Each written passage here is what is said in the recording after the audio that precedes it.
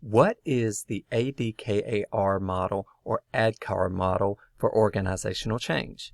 Well, generally this is a model for effective people management during the change process.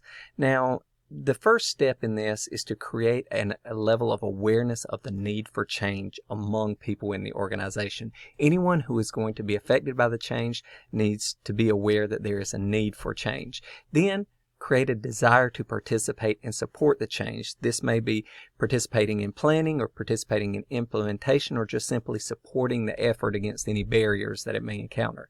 Knowledge of how the change is going to affect them, what it's going to look like, how it's going to affect the organization. So if they have a clear understanding, there's again lack of fear, lack of confusion, all of this will support the change process. And then the ability to implement change on a daily basis. If they're involved in the process of actual implementation, they have hands-on, they're going to have some level of buy-in, they're going to have this additional level of ownership and support of what's going on.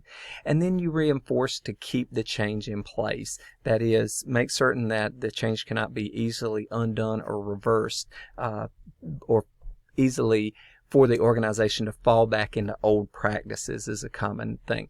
So each of these elements generally is scored. The presence of them is scored on a ratio of 1 to 10. And the lower the number, the less present it is. The higher the number, the more present it is.